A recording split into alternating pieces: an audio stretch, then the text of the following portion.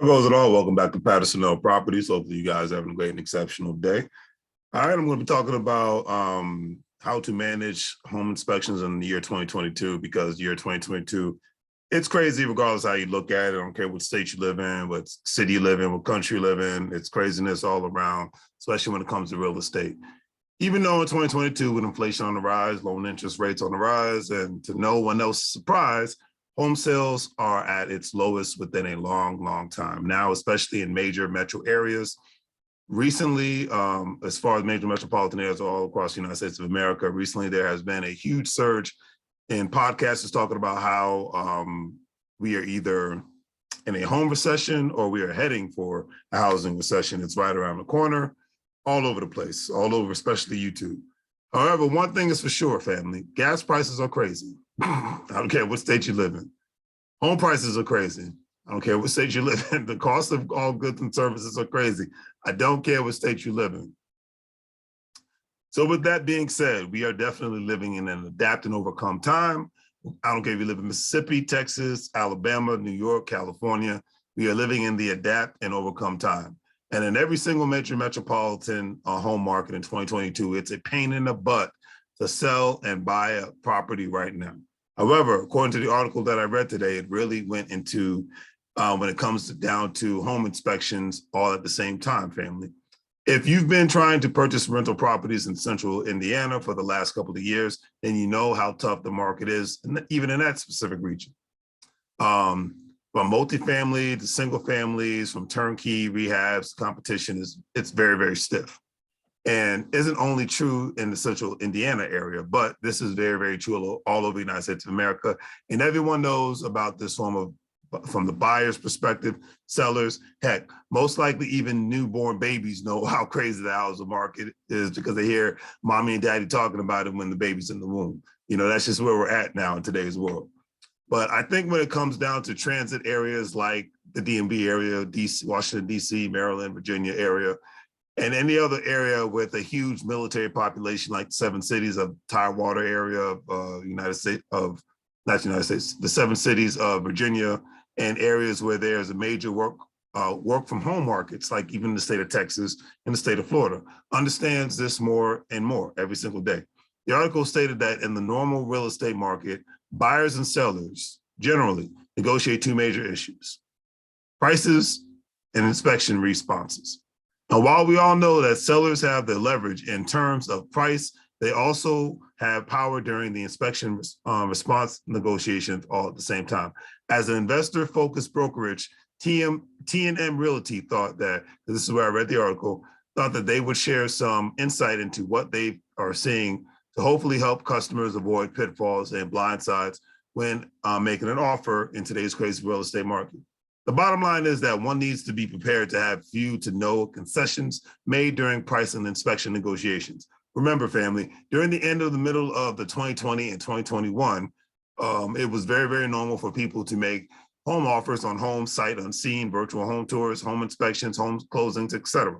The article also stated that inspections period lengths just a few short years ago, 14 to 15 days for an inspection period was the standard. In today's housing market, most sellers don't want to wait that long. So to see if the deal is even going to fall through or not. You know, the reality is that they have several backups waiting in the wings, some of which may not contain an inspection contingency at all. People will just be like, I don't care what's wrong with this house. I'm an investor, I got the money, I'm ready to go.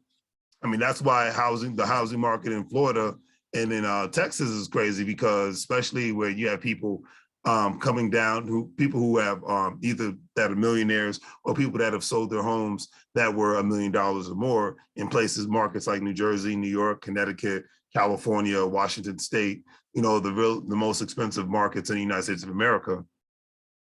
They're coming into these states cash in hand. And that's why the housing market has gotten crazy in the state of Texas and whatnot, in the state of Florida, even though they are the states that are known to not have income tax states and whatnot. But they do have high, especially in Texas, have higher property taxes and whatnot. You got to, you know, the one thing I give credit with the state of Texas is they make it easy for you to buy a house. because therefore, especially if you don't have an income tax and whatnot, so there's more money to spend. Remember, family, regardless of what state you live in, there's an economic play happening all at the same time. So most people say, well, there's no income state tax. Okay, yeah, but no, most people, and there's been case studies done on this. Most people like, oh, I got extra money in my pocket now. Hey, what am I going to do? I'm going to spend it on the economy. So it works out. Is there anything wrong with that? No, but that's how most people think of when they get more money. They want to spend it, like income tax return. The majority of the time that money's spent before, as soon as that person sees how much they're getting back, that money's spent before it even hits their bank account. But that's my rant for today. Anyways, like I stated earlier, there are buyers from first-time homeowners to investors are willing to buy a home without an inspection process. The article also stated that when submitting an offer, T&M Realty suggests asking for a response period in the 7 to 10 days range to make your offer more appealing. With most inspectors returning reports the same day or the very next morning, it's usually feasible to get your due diligence done in that amount of time. Translation, go into a real estate deal, no matter what the situation is, with the speed of light, because sellers know it's their market and not a buyer's market. Unless you have HGTV money and time to spare, then you have to act quickly, family, and be curt as possible. The article ended on this note, family, stating that Devon L. Hicks, who wrote the article, stated, because she's actually a licensed real estate agent, that she has been, she's basically seen deal after deal fall through, unfortunately, due to inspection responses. The lack of of the responses, or the responses coming back 7 to 8 days later instead of the next day.